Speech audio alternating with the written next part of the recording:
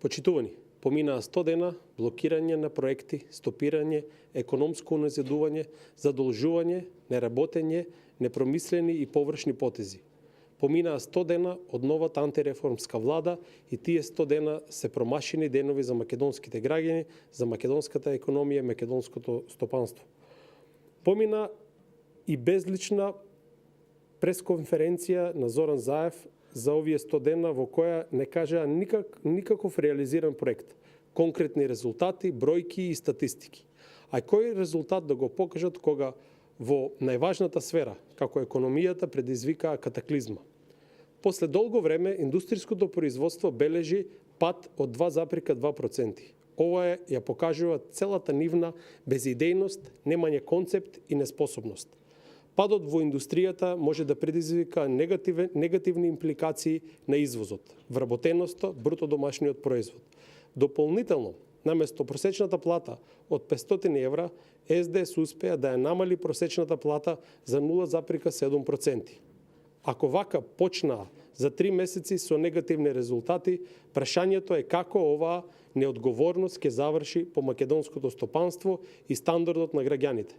Обидот на СДС да го покрие својот неуспех со популистички мерки како субвенционирање на минимална плата, само може да предизвика уште поголеми штети.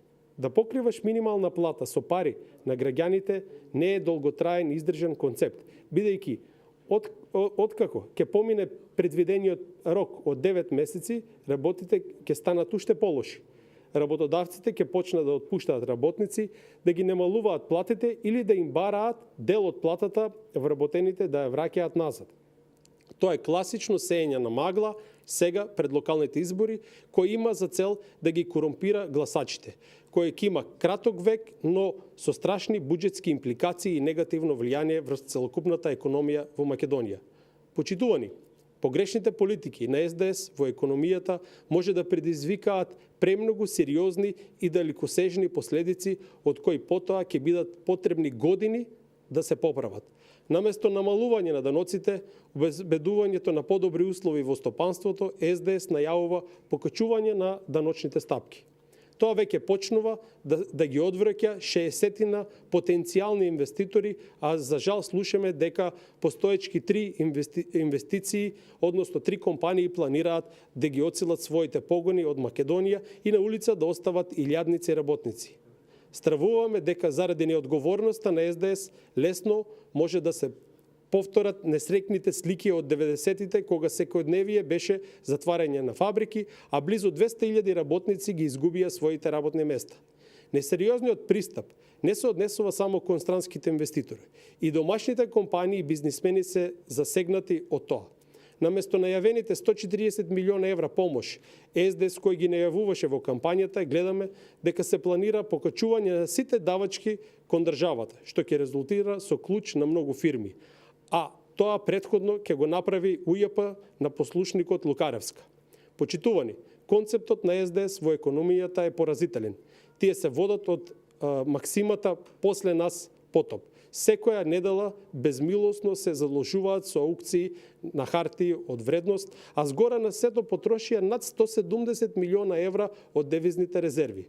Ова ќе предизвика дисторзија на макроекономијата, но уште полошо ќе влие на кредитниот рейтинг на државата, а лесно може да се загрози долгогодишниот стабилен курс на денарот. Граѓаните се уверија дека СДС едно говори во кампања, сосема друго прави на власт. Граѓаните видоа дека СДС нема никаков концепт да ја води економската политика. Целото лицемерие на СДС, но и неспособноста создаваат оправдан страв кај граѓаните и кај стопенствениците, но и кај работниците и кај работодавците, дека Македонија оди во сосема погрешен правец. Ова погрешна и катастрофална политика на СДС може и мора да прекине.